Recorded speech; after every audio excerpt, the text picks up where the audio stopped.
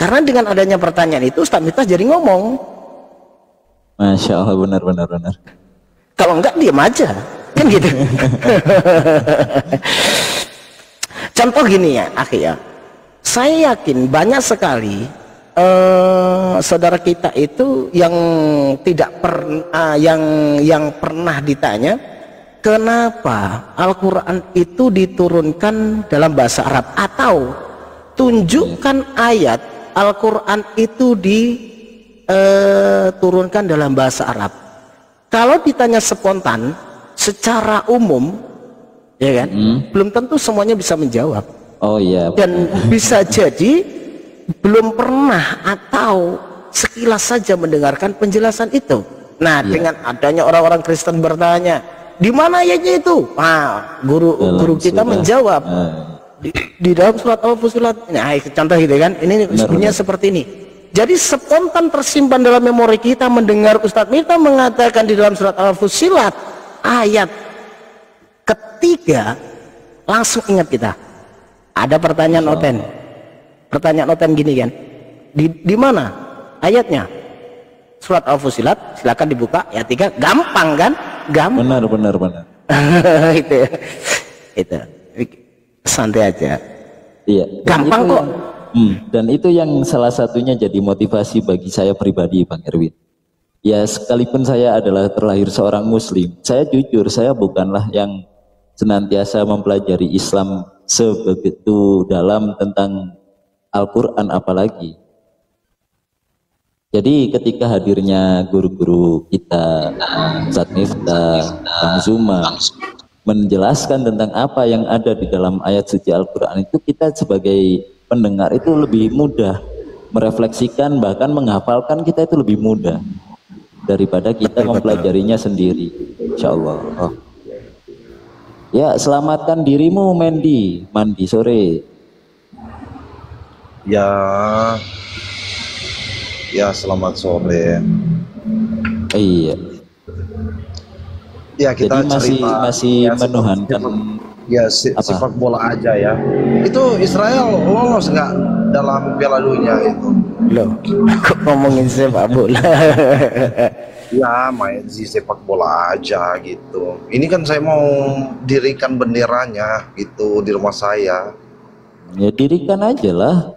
Ya nggak apa-apa kan. Kalau gitu tidak dilaporkan sama warga setempat. Jadi gini Bang, ada siapapun gini, warga negara kan punya hak apapun itu, ya kan? Oke. Apapun yang dilakukan, yang penting siap dengan konsekuensi, itu urusan pribadi. Oke. Kan kita. Kenapa tidak ada sangkut pautnya dengan kita? Dalam Piala Dunia, kenapa ada bendera Brasil, ada bendera Jerman? Ini kan saya mau bendera. Tanya sama ini organisasi sepak bola dunia, Bang. Iya. Apakah, gitu ya. Apakah standar kebenaran itu diukur dari bendera yang tertera pada saat bermain bola atau pada apa yang di dalam kepala? Enggak, dalam permainan sepak bola gitu. Saya kan fans. Kebenaran Anda berarti di bola gitu ya. Oke. Iya, di bola aja gitu. Ini kan Mendy, enggak apa-apa gitu. Di sini ada judul 3 tapi 1, Mendy. Kita di sini gimana pendapat Mendy? Kenapa?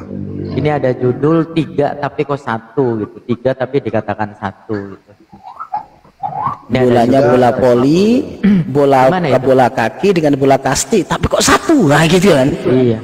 Ya oke, contoh. 3 bisa dikatakan 1, 1 bisa dikatakan 3, itu seperti apa itu?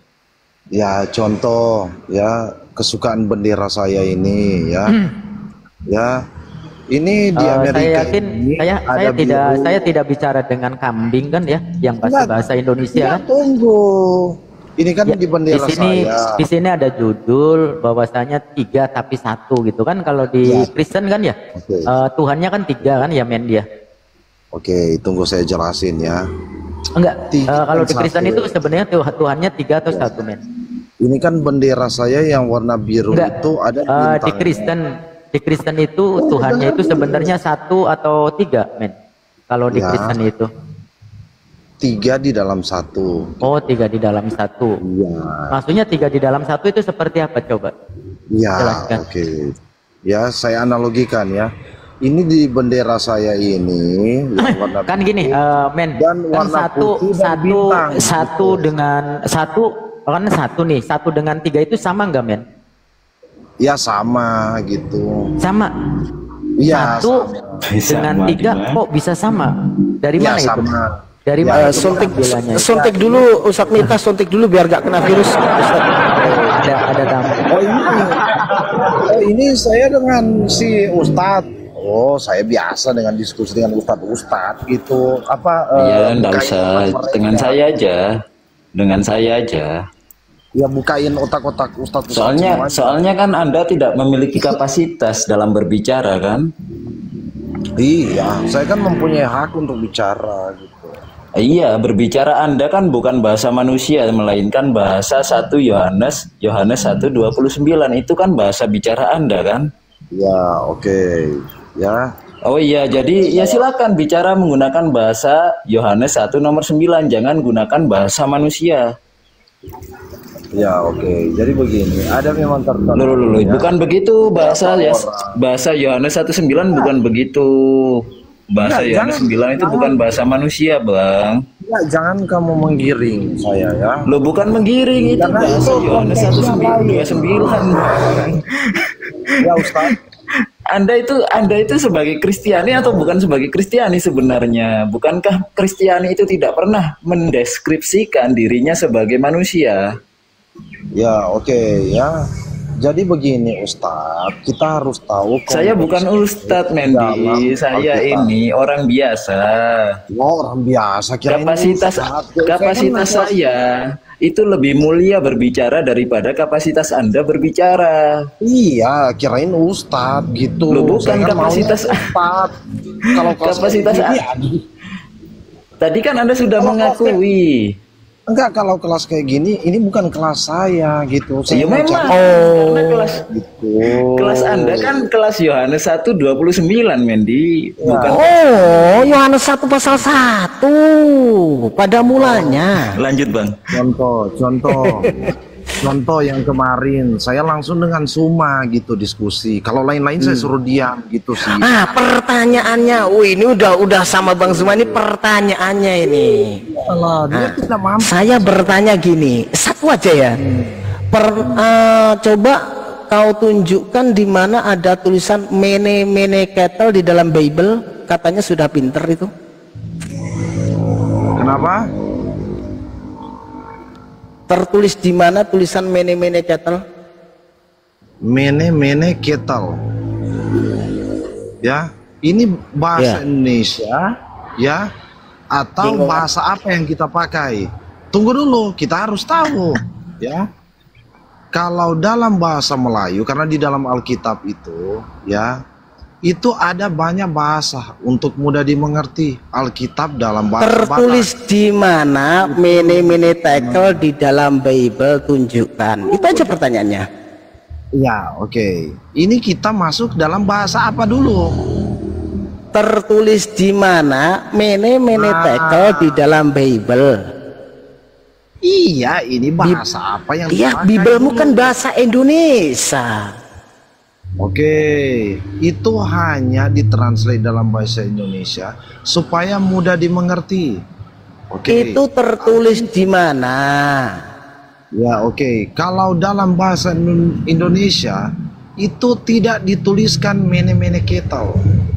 Ya, karena itu Nggak bukan tahu dia, bahasa Bang. Indonesia. Kayak gitu mau lawan Bang Zuma. Ya, coba panggil dia ke sini. Lah wong kamu tak tanya tertulis di mana mene mene tekel aja nggak tahu. Ini saja. Begini, kita kan bahas tentang bahasa Indonesia. Mene itu artinya Bingung. apa? Kettle Bingung artinya dia. apa? Itu kan tidak ada di dalam Alkitab gitu. Kau kira tulisan mene mene tekel itu nggak ada di Bible? Ada nggak? Jadi saya kalau dengan Suma langsung di konsep ketuhanan. Iya, saya tanya dulu. Gitu, jangan mene-mene ketel dan lain-lain. Berarti kamu belum menguasai Bible. Mene tekel ufarsin. Nah, berarti kamu belum menguasai Bible kalau gitu. Kalau saya dengan Suma langsung di konsepnya gitu, antara iman dia dan iman saya. Jadi kami malah langsung masuk dengan etimologi gitu. Etimologi. Kalau gaya ini ya orang terpandai gitu.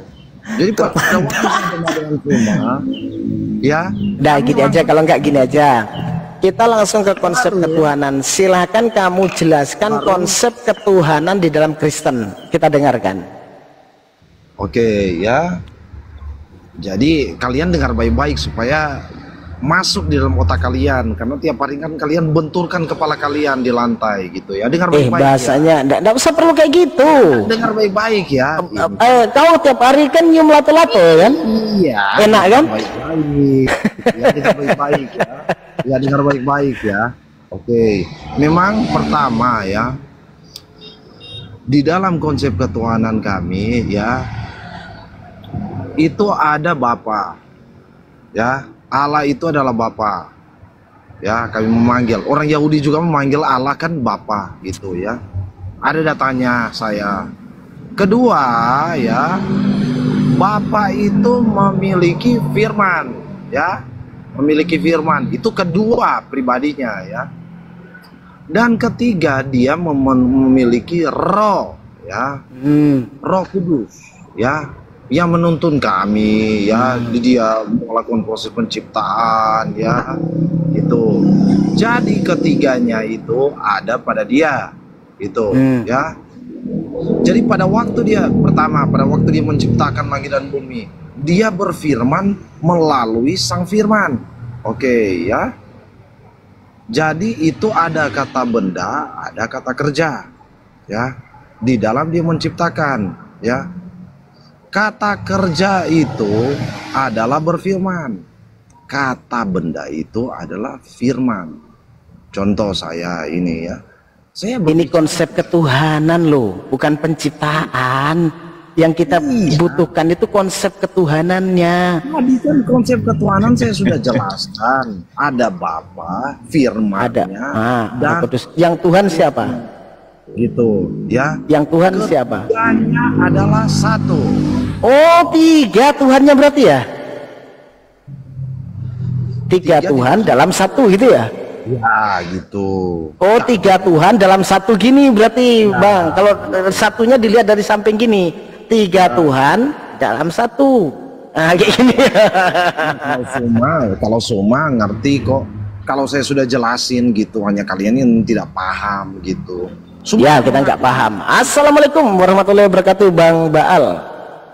Assalamualaikum warahmatullahi wabarakatuh. Lanjutkan. Bang Selo kemana? Jadi ya biasa, dia udah takut dengan kata-kata saya gitu. Kalau nggak ada takutnya kayak apa aja. Ya biasa. Hati-hati di sebelahmu itu. Jadi apa? Baal, Ya, kenapa ya? Kalau Oten itu ditanya apa, jawabnya apa? Kenapa ini Kang Baal? Apa karena mengerti dengan botol Oten, oton botol Oten sama aja ya Kang Baal ya? Tapi ini kalau dibiarkan lama-lama muter sendiri, kembali ke awal lagi ke Ustadz. Ya oke. Saya jadi contoh ya. Yesus ya.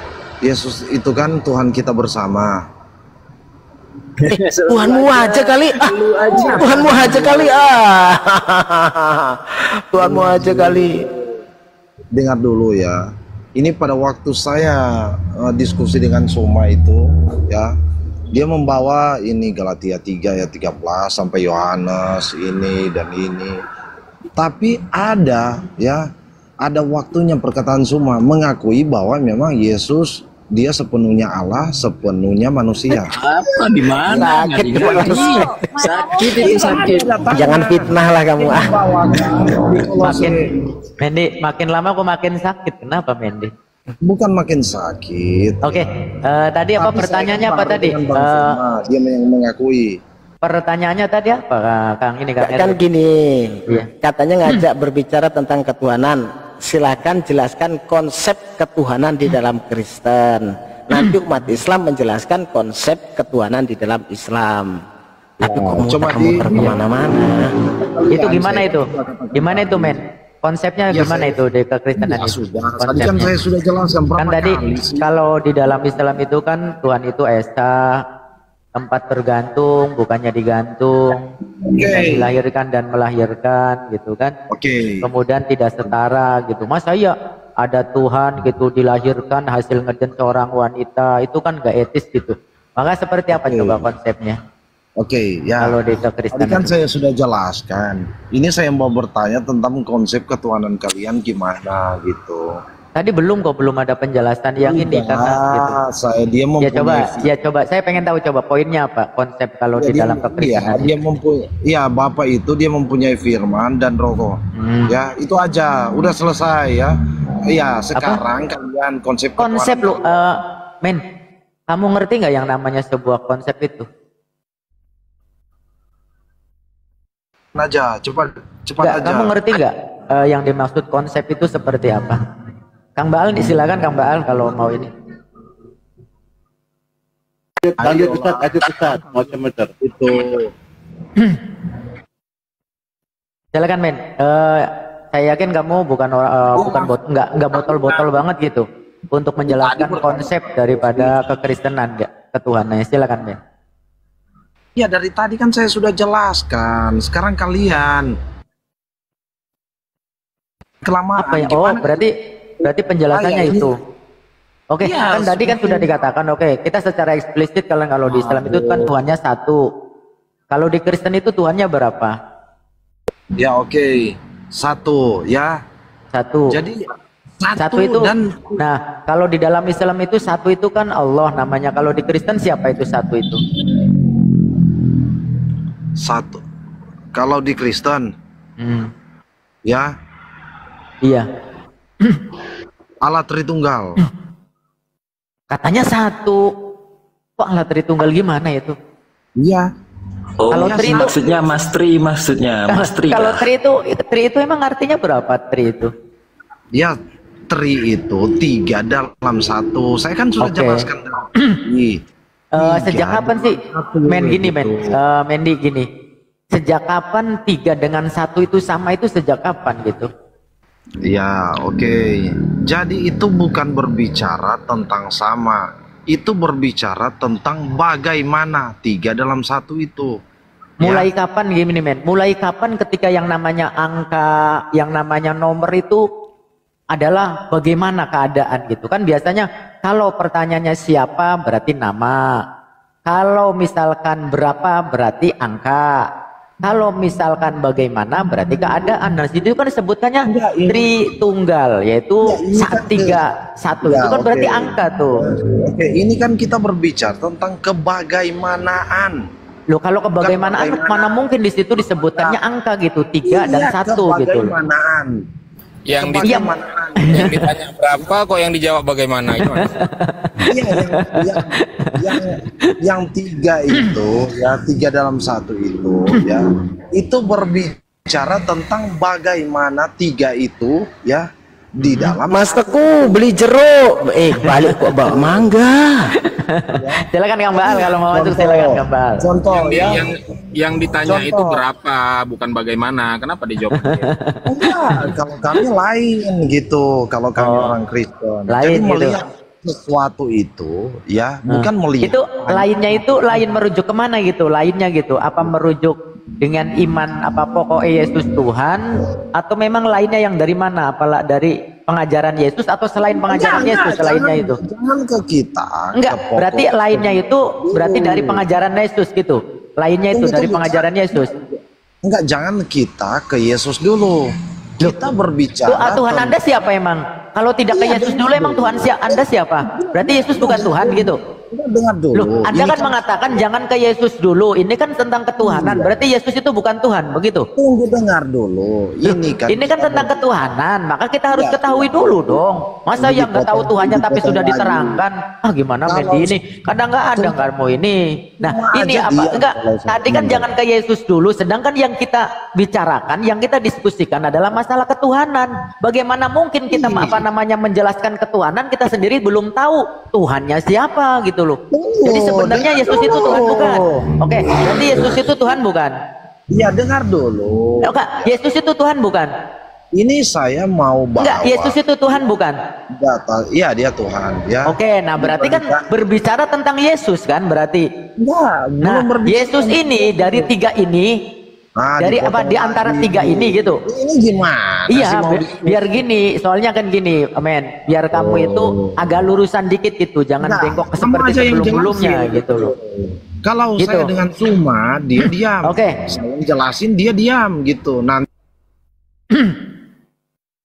Suma untuk menjawab. Gitu. Gini men, kita kan berbicara masalah ketuhanan men. Nah Yesus ini kan Tuhan. Enggak, jangan dulu kayak gitu. Kamu kan mengatakan bahwasanya kan Tuhannya itu satu. Harus dipotong lagi. Iya, kamu kan mengatakan bahwasanya Tuhannya itu kan satu.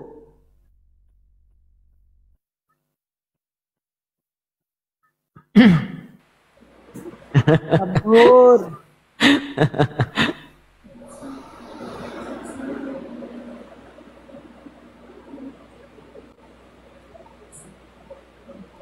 Yang ditanya apa, jawabannya apa?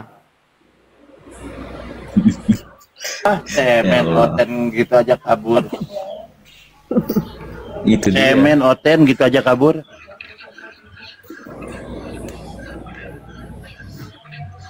Padahal Keren, lagi Kang bikin kopi nih. ten Mendi. Silakan Ustaz, Bang Baal.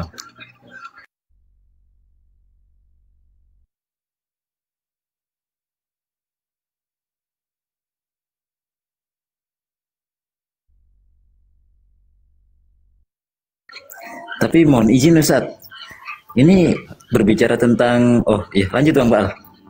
Oh iya, enggak, tadi Ustadz Mipa dengan Ustadz Bro Erwin ini terlalu tinggi. Jadi begitu, bosnya Ustadz jangan tanya Tuhan, pasti bingung. Dia tanya Yohanes 1 ayat 1 aja, apa tuh firman, gitu aja Ustadz. Paling lancar itu, ya. Kang Bal, baru dengar itu saya itu. Baru dengar itu 1 Yohanes 1 itu. Paling bingung kalau tanya Tuhan itu. Paling bingung kalau tanya Tuhan ya teman-teman seperti itu. Kenapa kabur ya? Ustadz, galak Ustadz ini. Aduh, makanya saya bilang wah, luar biasa terlalu tinggi nih. Ya Allah, ten. Silakan Bang SL. Mau bicara apa tadi? Lanjut. Oh enggak, bukan. Cuman sekedar bertanya sama Ustadz terhadap teman-teman kita Kristen ini kok bisa ya Tuhan itu mereka menarasikan bagaimana. Berbeda sekali dengan apa yang saya terima dari apa yang diajarkan kepada saya tentang Islam. Allah mengatakan kan dalam Al-Quran Ustaz, la yus'alu amma yaf'al. Tetapi kok teman-teman kita Kristen ini senantiasa mengisyaratkan Tuhan ini bisa dibentuk, bisa didefinisikan. Al-Quran selain mengatakan la yus'alu amma yaf'al, Al-Quran juga menarasikan laisa kamisli syai'. Dan juga terlebih dalam surah Al-Ikhlas, memang Allah itu tidak bisa disamaratakan, tidak bisa didudukkan seperti apa.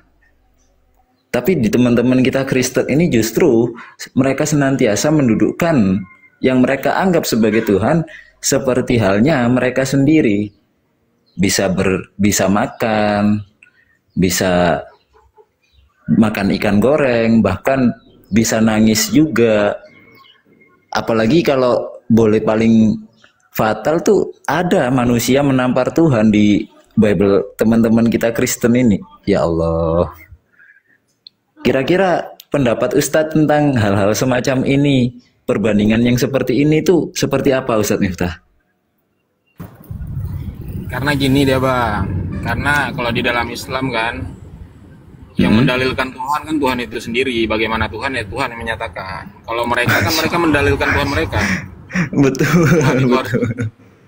Jadi Tuhan harus ngikutin hawa nafsu mereka, bukan mereka ngikuti firman Tuhan, tapi Tuhan mengikuti firman mereka. Lanjut Ustaz. Insyaallah.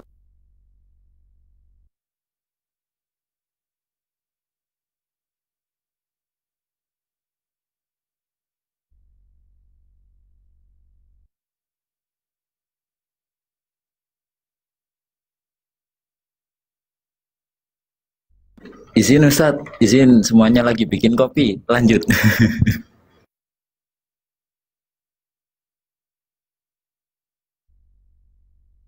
Saya juga ini sambil kerja ini.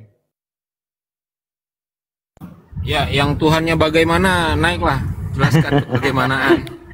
Ayo Kang Baal, bernarasi lah Kang Baal, pancing biar rotinya panas.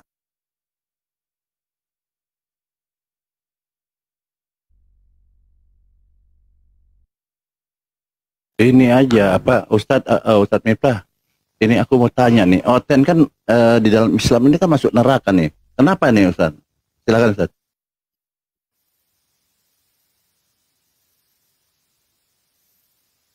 Ustadz Miftah, kenapa Iya. Oten itu masuk neraka gitu, dibakar gitu kan Oten ini kan selama ini kan itu Oten kan merasa benar dia, jingkrak-jingkrak, kesurupan gitu, guling-guling itu kan di gereja. Padahal menurut Islam ini masuk neraka nih Ustadz. Silakan Ustadz, kenapa Ustadz? Iya, yang paling pokok sih yang menuhankan manusia kan. Artinya apa? Kita mensekutukan Tuhan saja kan haram. Iya kan, sudah pasti tidak diampuni kan. Menyekutukan, menduakan lah. Sedangkan Oten ini kan bukan hanya sekedar menduakan Tuhan, Kang Baal, tetapi mentigakan Tuhan ya. Poligaminya kan mempoligami Tuhan. Yang poin situ sih. Lanjut.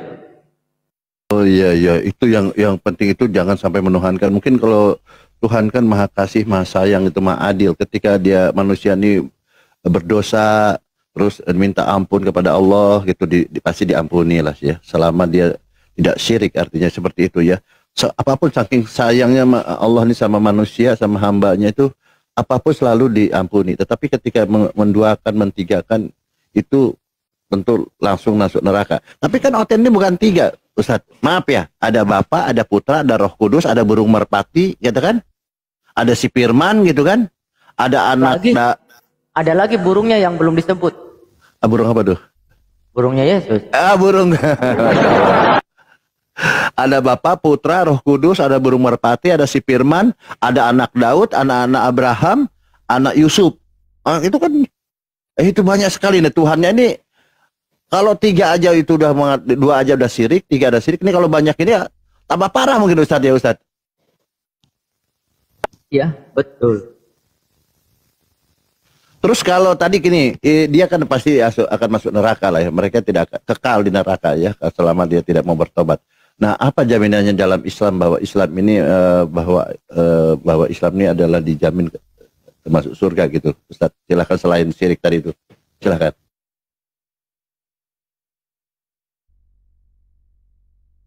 Gimana? Kurang menyimak. Iya, dalam Islam kan ada beberapa ayat bahwa kita ini selama bertakwa kepada Allah, tidak menduakan Allah, terus pasti jaminnya masuk surga nih. Tolong ceritakan bagaimana kalau kita ini berbuat dosa, apa yang harus kita lakukan itu, Ustadz?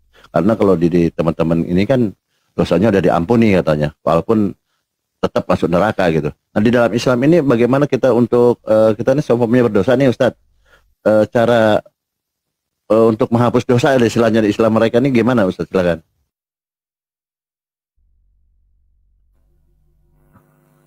Ya jelas. Kalau misalkan kita ingin diampuni, ya walaupun di situ kata-katanya Allah Subhanahu wa taala itu tidak mengampuni yang namanya dosa syirik. Tetapi Allah juga Maha Pengampun, Maha Pengasih. Rahmatnya itu lebih luas daripada alam raya ini. Maka ketika mereka sadar, ketika mereka mau berpikir, kemudian mengakui bahwasanya Tuhannya hanya Allah Subhanahu wa taala, Allah pun tidak membuka pintu langit seluas-luasnya menerima taubat mereka. Maka kenapa di dalam Al-Quranul Karim itu, baik itu la yarji'un maupun la yu'minun, di situ yang dikatakan dengan kata kerja yang akan datang dan sekarang, gitu kan, disebut dengan fi'il mudhari. Artinya apa? Punya kesempatan bagi mereka-mereka yang kufur, yang musyrik untuk bertobat. Jadi yang dimaksud bahwasanya Allah itu tidak pernah mengampuni, tidak akan mengampuni dosa syirik. Artinya apa? ketika mereka sampai pada akhir hayatnya, sampai napas itu di tenggorokan, mereka masih tidak mengakui bahwasanya Allah itu satu, Tuhan itu satu, yaitu Allah. Baginda Nabi Muhammad adalah utusannya, Al-Quran adalah kitabnya, Islam adalah agamanya. Selama mereka nafas itu, sampai nafas itu di tenggorokan tidak mengakui itu, itulah yang dimaksud tidak akan diampuni. Nah, orang Islam juga kan banyak yang berbuat dosa gitu kan. Namun ketika mereka mengatakan bahwasanya la ilaha illallah Muhammadur Rasulullah, sekecil apapun iman masih punya kesempatan kita untuk memasuki surga, walaupun harus dicuci dulu, itu yang dimaksud. Yang penting tidak berbuat syirik. Tapi ketika nafas itu sebelum ke tenggorokan itu mereka mau bertobat, maka Allah terima. Itu sih Kang Bal. Biasa mudah sekali ya dalam Islam itu ya, nggak berbelit-belit, nggak perlu Tuhan turun gitu ya, menjelma jadi manusia, keluar dari dari vagina, tumbuh besar lalu digantung, itu nggak perlu seperti itu ya dalam Islam ini ya. Hanya kita bertobat, ya, bertobat mohon ampun kepada Allah dan tidak mengulangi lagi gitu kan. Nah masalahnya gini, mereka itu merasa dia tuh bertobat katanya, tidak melakukan. Taruhlah mereka gini, contohnya mereka ini orang kafir ini berbuat baik, tidak melakukan apa-apa gitu. Kira-kira orang kafir ini masuk surga nggak nih? Kenapa? Iya, orang kafir ini kan berbuat baik dalam kehidupan bersosial baik juga dengan siapapun gitu, beramal baik gitu kan. Tetapi masih tetap Tuhannya banyak gitu ya. Masuk surga nggak kira-kira? Oh tetap, nanti dulu. Oke. Bentar. Jadi apa namanya, amalan orang-orang kafir sebesar apapun, sebanyak apapun, amalan orang-orang kafir itu tidak dianggap. Jadi balasan kebaikan mereka hanya sebatas di dunia itu. Jadi amalan orang kafir itu seperti debu yang diterpa angin yang kencang di siang bolong. Itu amalan orang kafir fata morgana. Jadi sebaik apapun mereka itu tidak akan mendapatkan pahala di akhirat nanti. Kan banyak kan di sekitar kita orang-orang kafir itu bekerja sama kan dengan kita. Tetapi balasannya hanya di dunia saja. Maka kenapa? Di dalam Al-Quranul Karim itu Allah Subhanahu wa ta'ala memperumpamakan mathalul ladzina kafaru bi rabbihim a'maluhum karomadin ishtaddat bihir rihu fi yaumin asif la yaqdiruna mimma kasabu ala syai' dzalika huwa dhalalul ba'id.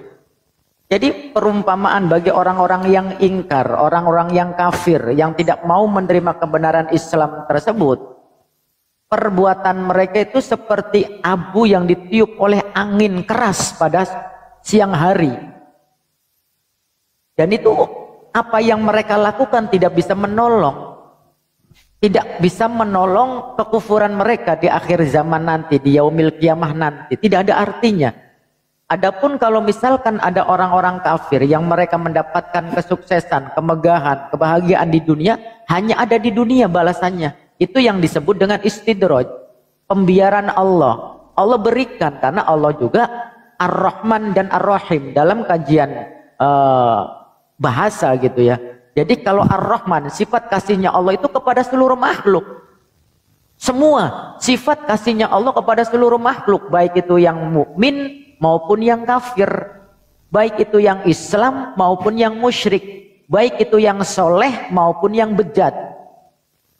Kasihnya Allah tidak terbatas oleh kepada siapapun. Semua makhluk diberikan kasihnya Allah. Baik orang yang bodoh, orang yang pintar, orang yang miskin, orang yang kaya, di pelosok maupun di kota, di gunung maupun di laut, semua dikasih oleh Allah Subhanahu wa ta'ala itu. Tapi sifat rahimnya Allah hanya diberikan kepada orang-orang yang beriman. Itu bedanya. Maka kita tidak perlu aneh ketika ada orang kafir kok sukses di dunia ini, mereka hanya mendapat balasan di dunia. Tetapi apa? mereka tidak memiliki bekal. Sedangkan Islam itu mempunyai dua target, yaitu jangka pendek maupun jangka panjang. Rabbana atina fid dunya hasanah, kita memiliki jangka pendek yaitu di dunia ini kesuksesan, dan juga jangka panjang wa fil akhirati hasanah, di akhirat nanti. Jadi dua-duanya kita punya harapan, tinggal bagaimana kita menjalankan dan mengelolanya itu. Sedangkan orang kafir tidak memiliki harapan untuk jangka panjang. Maka di ayat yang lain Allah juga menggambarkan lagi, walladzina kafaru a'maluhum kasarabin biqi'atin yahsabuhu zam'ana ma'u hatta idza ja'ahu lam yajiduhu syai'an wa wajadallahu 'indahu fawaffahu hisabah wallahu sari'ul hisab. Jadi perumpamaan amalan perbuatan mereka itu fata morgana. Fata morgana di tanah yang datar. Jadi kita kalau misalkan ini ya, diumpamakan kita kalau misalkan di padang gurun atau di padang apa, ada kerlip-kerlipan itu yang namanya orang lagi dahaga, apalagi haus, kerlipan-kerlipan itu seperti air. Tapi ketika didatangi ternyata bukan air. Itulah gambaran mereka. Fata morgana di tanah yang datar. Kasarobin biqi'atin yahsabuhu zam'anu ma'an. Itu kawan. Bahal. Ngeri ya. Jadi mereka ini hanya berangan-angan aja gitu ya. Ternyata itu hanya fata morgana aja. Ketika kita dekati dia nggak mendapatkan apa-apa. Sifat Allah Ar-Rahman Ar-Rahim itu ya betul gitu ya. Jadi Allah ini mempunyai sifat kasih sayang ya. Tetapi untuk sayangnya dia tidak semua orang disayang, tetapi semua akan dikasih gitu ya. Baik orang kafir, orang yang tidak kafir, semua dikasih. Tetapi yang dikasih ini belum tentu disayang gitu kan. Mungkin poinnya seperti itu. Kalau orang disayang, tentu apapun kalau orang udah sayang pasti kita kasih gitu kan. Tetapi kalau kasih belum tentu kita kasih, belum tentu kita sayang seperti itu ya. Seperti itu. Jadi orang kafir ini tidak mendapat dapat kasih tapi tidak dapat sayang dari Allah, seperti itu ya. Kemudian gini Bang Ustadz. Nah orang kafir ini kan dikatakan tadi Pak Ustadz mengatakan bahwa dia dikasih kebaikan ini diberikan sifatnya di dunia, tapi di akhirat zero lah, kosong ya, tidak dapat apa-apa nih. Apakah nanti di hadapan Allah ini dia akan dihakimi sepertinya ini? Terulah di hadapan Allah nih bilang, oh orang kafir ngomong nih, pasti kan pada saat dihakimi gini, ya Allah saya dulu berbuat baik, menolong orang miskin gini, orang kafir gini, akan mengatakan itu nggak nanti ketika diadili? Silakan Ustaz.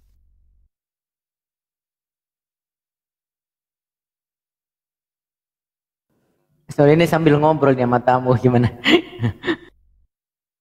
Ya, Ustadz kan gini, nanti kan di akhirat ini di penghakiman itu atau di waktu saat dihisab itu kan orang-orang kafir kita semua ini.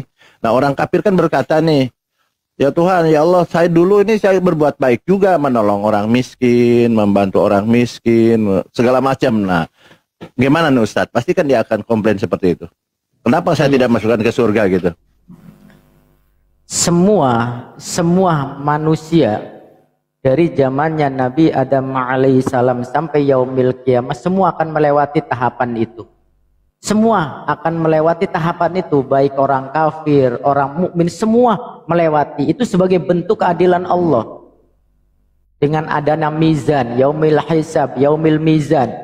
Semua akan melewati itu. Namun tentu akan berbeda. Perlakuannya juga akan berbeda terhadap orang-orang Islam. Jadi semua akan melewati tahapan-tahapan itu. Bukan berarti bahwasanya orang kafir itu, wah mereka itu dosa semua langsung dilemparkan. Tidak. Sebagai bentuk keadilan, salah atau benar di dalam pengadilan, kita katakan analogi di dalam pengadilan lah. Entah itu salah, entah atau benar. Jangankan belum terbukti. Yang sudah terbukti kesalahannya pun tetap melewati sebuah peradilan. Sebagai bentuk keadilan itu. Karena apa? Innallaha la yukhliful mi'ad. Allah itu tidak akan ingkar janji. Termasuk juga tentang janjinya Allah Subhanahu wa taala untuk memperhitungkan semua amalan itu. Itu semua akan melewati itu. Namun tentu orang yang tidak memiliki keimanan ya tidak bisa nego. Karena fakta dan bukti itu sudah ada. Makanya di dalam akhirat itu kan mulut terkunci. Mereka tetap semua punya kesempatan untuk negosiasi. Ya, silakan.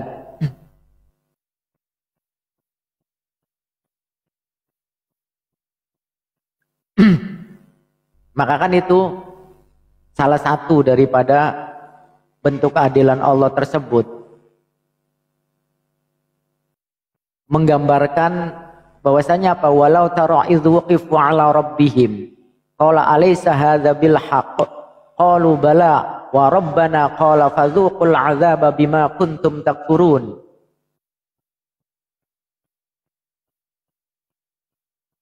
Andai kata kalian itu melihat ketika mereka dihadapkan kepada Tuhan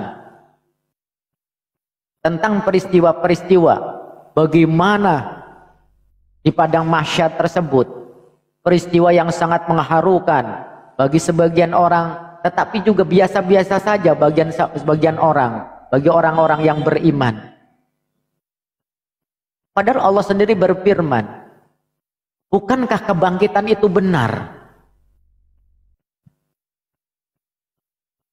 Kemudian mereka menjawab, sungguh benar, demi Tuhan kami. Maka pada waktu itu Allah juga berfirman, karena itu rasakanlah azab ini disebabkan oleh kalian mengingkarinya.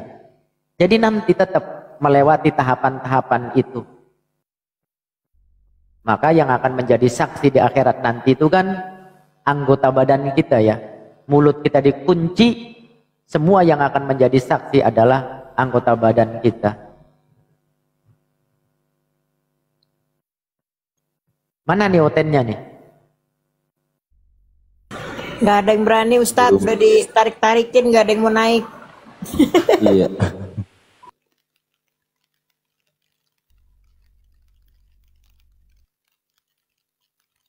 Mungkin belum dibagikan, coba aku bagikan dulu. Sambung lagi nanti malam kita Ustadz. Iya siap. Silakan Oke, Ustadz. siap. Kita tutup dulu Ustadz. Oke, kita tutup dulu ya. Dengan doa kafaratul majlis, subhanakallahumma wa bihamdik, asyhadu an la ilaha illa anta, astaghfiruka wa atubu ilaik. Usikum wa nafsi bitaqwallah. Wassalamualaikum warahmatullahi wabarakatuh. Waalaikumsalam warahmatullahi Terima kasih abang-abang semua. Masalamah.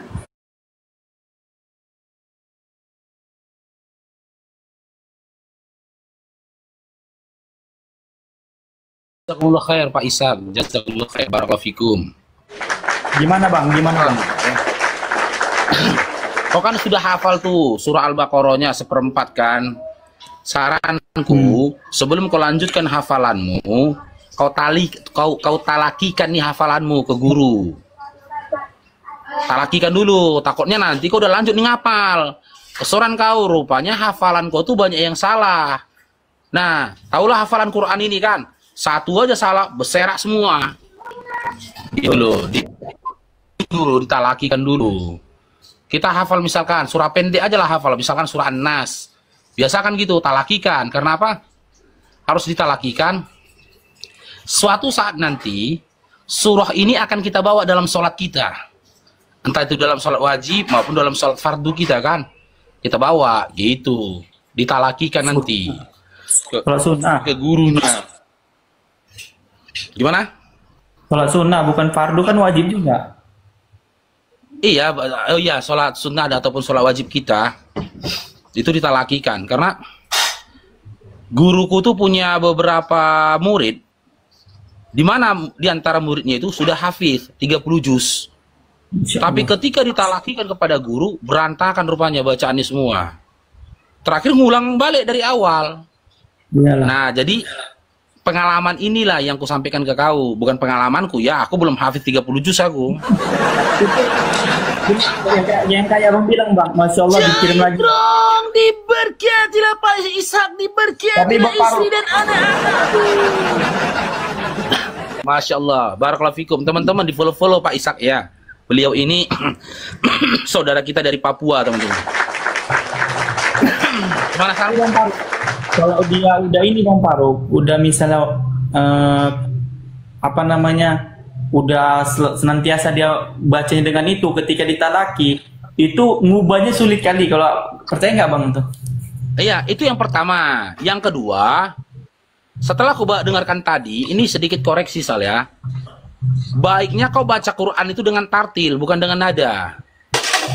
Kau sama aku. Kalau baca Quran dengan nada berserak. Karena bukan basic kita menjadi seorang tilawah. Bukan basic kita menjadi seorang qori, bukan. Aku begitu juga Sal.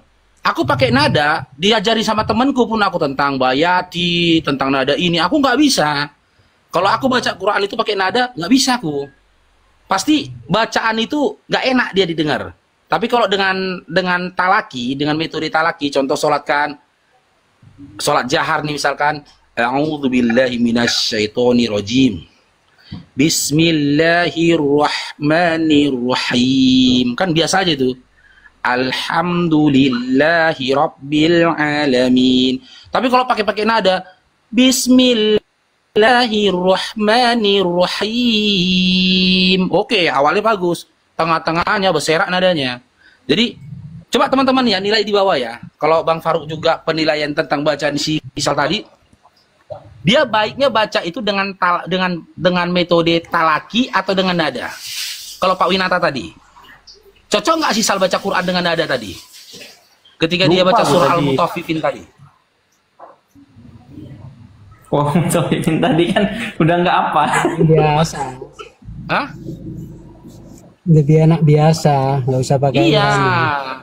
lebih enak biasa. Karena gini, seseorang yang tilawah itu tidak mendarah daging dalam diri dia, nanti ketika dia baca Quran, dia terbebani dengan nada. Itu pertama dia. Dia akan terbebani dengan nada. Nadanya ini harus kupaskan nih begini. Itu nggak bisa dielak. Gitu loh. Tapi kalau memang dia memang seorang qori, dia nggak terbebani nada. Mengalir saja dia bacanya. Nggak ada dirancang-rancang dia. Mengalir saja begitu. Karena memang dia sudah fasih. Sudah memang seorang qori dia gitu loh. Tapi kalau kita bukan qori ini, kita paksa kita baca Quran sebagaimana qori, terbebani nanti kita sama nada itu. Sehingga yang kedua, bersalahan nanti tajwidnya. Yang ketiga, ya, yang kita alami nanti, nggak fokus kita nanti bacanya itu. Tapi kalau qori itu Sal, dia nggak diatur-atur dia lagi tuh.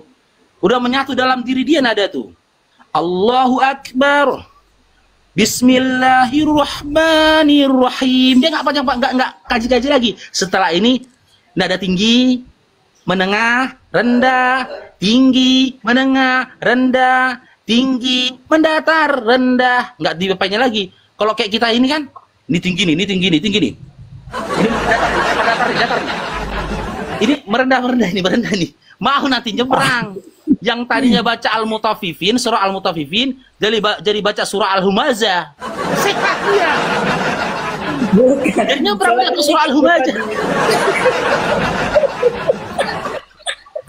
Salah klik saja. Betulan. Aku terus terang bilang juga lupa. Gak pernah merojak. Kelemahanku. Aku tidak bisa baca Quran dengan nada. Tidak bisa aku. Bukan nggak mau ya, memang nggak bisa. Nggak pandai aku. Cuma mau dibikin lagi. Aku adan aja biasa aku adan. Nggak kayak orang kan bisa Allahu Akbar Allah.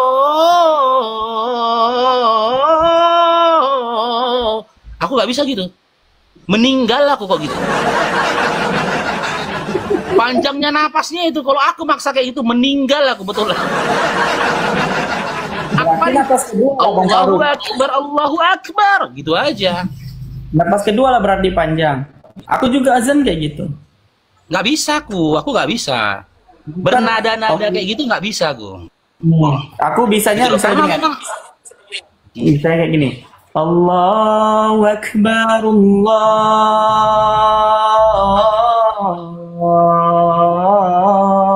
Akbar. Nah, itu salah Sal. Itu salah. Aku udah pernah ingatkan kan. Banyak jangan dimatkan. Itu damat, damat itu banyak itu. Kalau banyak itu dimatkan, itu artinya gendang.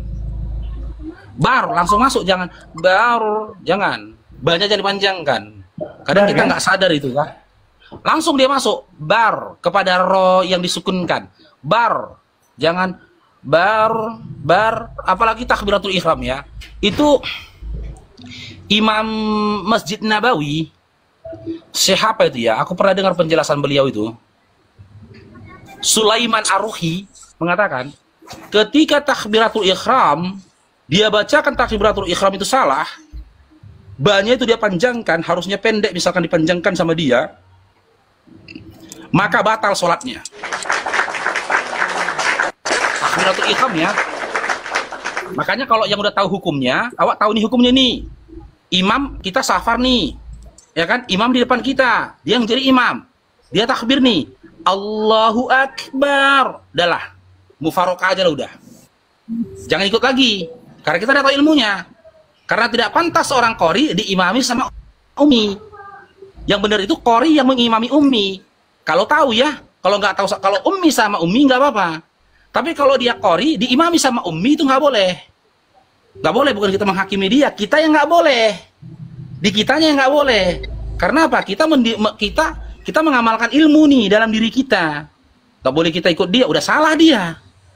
Karena bukan Allah Maha Besar lagi yang dia katakan, tapi Allah Maha itu tadi. Maka kita niat sendiri saja, jangan ngikut lagi tuh. Percayalah, jika ketika dia takbiratul ihram saja sudah salah, niscaya dia baca Al-Fatihahnya pun besar kemungkinan akan salah. Jadi itu udah tolak ukur. Apalagi kan di kampung-kampung. Ihram itu udah tolak ukur itu. Apalagi misalnya kampung-kampung, di kampung-kampung. Ngoiril magedu, jadi kalkola kan. Ah itu. Dia kalau sekali nggak apa-apa lah kan, udah niat kita berjamaah sama dia. Tapi kalau besok ketemu dia lagi, oh jangan. Jangan. Kalau ketemu pun sama dia, ini kalau dia hitungan safar ya, sama-sama safar atau sama-sama mukim, ketemu sama dia dalam satu majelis, mau menuju sholat berjamaah, potong dia. Jangan kasih kesempatan dia imam, potong langsung. Kita langsung yang maju. Bukan kita sombong. Kita punya kewajiban tentang ilmu ini tadi. Tentang ilmu tadi jangan kita diamkan ilmu. Itulah kita amar ma'ruf nahi mungkar. Kemungkaran itu jangan dibiarkan. Langsung potong, masuk kita. Karena apa? Kita tahu bacaan dia ini bersalahan. Kita menilai bacaan dia bersalahan bukan karena kebencian dalam diri kita, bukan karena perasaan kita, tapi berdasarkan disiplin ilmu tajwid. Salah dia. Betul. Apalagi kalau dia udah diingatkan, belajarlah akhi, tahsin lagi akhi. Malahan dia, aduh nggak sempat aku begini. Ah ini orang kayak gini jangan dikasih kesempatan jadi imam ini, jangan. Hah? Seharusnya kayak gitu, tapi kalau kita nanti potong, kau nih sok kali ya. Gak bisa. Kau punya guru, itu gunanya guru. Guru itu bertanggung jawab. Kalau ada orang mukimmu yang berkata begitu, bilang sama dia, ini yang diajarkan oleh guruku, apalagi kalau gurumu bersanad. Nah, kalau mereka protes atas itu, kau telepon gurumu, datang dia tuh. Gurumu pasti datang tuh. Assalamualaikum Ustaz. Waalaikumsalam. Ini begini ada perihal Ustaz. Saya begini. Bisa kemari Ustaz. Dia datang itu. Datang guru kita itu. Oh, guru, geng. Kelas guru itu kalau memperjuangkan ilmu yang dia sampaikan ketika muridnya itu benar menyampaikan dan muridnya itu disalahkan, guru itu akan datang. Ke medan perang pun dia akan datang. Guru itu. Didampinginya muridnya itu. Selama murid ini benar, yang disampaikan muridnya ini sesuai dengan apa yang diajarkan sama dia dan apa yang diajarkan oleh guru-guru dia akan datang itu. Kemanapun akan didatanginya. Jadi kok nggak usah ngambil pusing kan? Oh salah kok bang ya? Salah. Kok begini-gini? Ya udah, berarti yang salah guruku nih. Besok aku datangkan guruku. Gitu, datang gurumu. Tabayun kepada mereka. Apa yang salah dibikin si Salih ini? Apa yang salah katanya? Ya gitu masih enak bang ya warganya. Tolong diberkati lah bang ya. Tapi itu internal jenis. Begitu. Ya. Hah? Ya, walaupun itu nanti jadi ke internal. Iya, itulah keuntungan kita punya guru gitu loh. Dia yang akan menanggung jawabin. Kalau ada yang salah sama kita gitu loh. Dia akan maju itu. Bila perlu MUI digandeng dia. Datang dia bersama dengan MUI, gitu loh. Nggak dia diem aja, akan datanginnya itu. Tapi ketika kita yang salah, ternyata kita yang ditekek sama dia. Kita yang ditekek sama dia, kau teng. Nah, itulah luar biasanya Islam itu tadi. Oke, ada Leo ini. Aduh, ada Oten nih, Sal. Kenapa nggak dinaikkan, Sal? Iya. Gurumu siapa? Suruh diskusi sama Edis. Muridnya aja nggak bisa dilewatinya. Muridnya nggak bisa dilewatinya. Pula mesti dihadapi. Bang Paru, ada satu sejarah yang kusyukurin hingga saat ini, Bang Paru. Maksudnya, aku tuh pernah azan itu di masjid yang besar. Di Banda Aceh, Masjid Al-Makmur, Oman. Itu masjid kedua terbesar Banda Aceh. Itu waktu azan asar itu. Itu luar biasa tuh, nggak lupa gue tuh. Gimana dengkulku ini mau copot, Bang Paru, saking gemetarnya tuh. Di tengah mau gini-gini dengkul aku tuh. Habis Assalamualaikum warahmatullahi wabarakatuh. Waalaikumsalam warahmatullahi wabarakatuh. Bang Edi. Ini rahafnya 100 koin lagi, Bang. 1K, Bang. Kita turunkan, teman-teman. Rahafnya. Ya, silakan, Lady. Enggak, ini terjadi, Bang Yolo. Saya dengar masalah tadi Lady. Imam. Dengar tadi pembicaraan Pak Bang Isal ini sama Bang Masya Allah, Faruk. Daeng Aceh, Om. Barakallahu fikum, Daeng. Masalah imam yang kita salah baca itu benar juga, kadang-kadang di sini juga ada juga, Bang, yang kata Isal kalau kita langsung potong sakit hati. Tapi Enggak, kan itu masuk internal, Bang. Itu internal, Bang. Masalah kita nanti yang itu tuh aku tahu. Itu biasanya di kampung-kampung yang paling oh ini kamu masih muda, nggak boleh, itu di kampung-kampung. ya tapi gini, Bang, tapi kan di belakang banyak makmum yang lebih tahu dia pernah salah. Setidaknya kita makmum yang di belakang ngajari dia dulu, kamu itu salah. Benarkan. Gitu loh. Jadi besok dia nggak ngulangin lagi. Seharusnya, Bang. Iya, itu. Kalau gitu, Bang, temui ketua BKM-nya. Oh ya. Iya. Itu tanggung jawab ketua BKM. Jadi ketua BKM itulah yang bertanggung jawab menunjuk siapa yang menjadi imam rawatib di tempat itu. Ketika ada makmum, jamaah yang sudah mengingatkan, mungkin udah diingatkan nih imamnya nih, tapi cukul imamnya. Udah, jangan abang berbantah-bantah nama dia, nanti bertengkar. Laporkan kepada BKM-nya. Nah, seorang BKM itu harus bijak dan arif. Gak boleh dia bilang, kata si Edis itu morang, bacaan kok nggak beres, nggak kayak gitu. Itu ketua BKM yang longor itu longor. Makanya ketua BKM itu harus berilmu. Dia harus memang fase dia, memang ahli tajwid dia. Gimana rupanya kamu dengar Edis Tumorang? Saya dengar begini. Coba antum yang dengarkan nanti imam, Pak Imam. Nah, didengarkan sama dia. Nah, dipanggilnya imamnya. Dia ketua BKM nih. Panggilnya. Bacaan antum itu harus diperbaikin lagi. Kalau ketua BKM-nya saja dilawan sama dia, maka dicabut posisi dia jadi imam. Karena apa? Ketua BKM itu bertanggung jawab atas apa? Atas segala kegiatan ibadah dan juga uang yang dikeluarkan oleh BKM tersebut. Kan maaf cakap nih, imam itu kan dibayar honor bulanannya. Gitu loh, dari siapa? Umat. Maka BKM harusnya menyajikan sesuatu yang terbaik bagi umat. Karena umat sudah menyisikan hartanya atas itu. Gitu.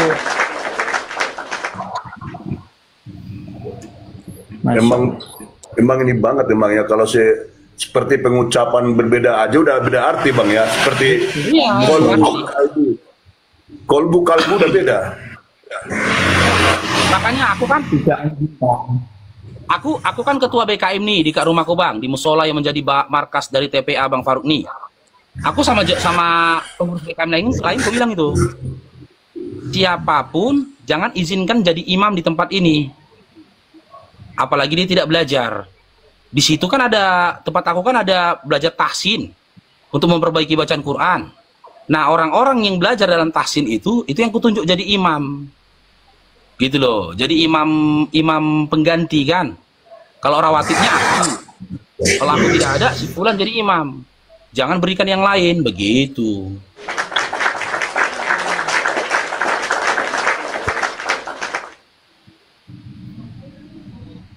Kita kembalikanlah Islam itu kepada kejayaannya dulu. Sami'na wa atu'na. Pemimpin itu untuk dipatuhi. Kalau kita memimpin, kalau kita memimpin dan orang yang kita pimpin itu tidak mau dipimpin, tinggalkan kepemimpinanmu, jangan teruskan. Daripada bunyak kita nanti mempertanggungjawabkan itu di akhirat. Kita mimpin nih, tapi yang dipimpin ini nggak bisa dipimpin. Tinggalkan kepemimpinan itu dengan segala hormat. Gitu loh, lepaskan itu, jangan dipertahankan. Bahaya, orang yang dipimpin pemberontak gimana?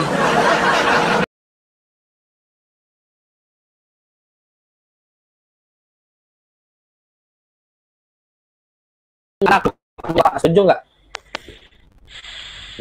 Setuju nggak? Bagi Kristus ya, paling setuju lah saya. Fokus. Kata Yesus, penyembah benar itu menyembah Bapa, bukan menyembah anak. Setuju tak? Iya, abang melakukan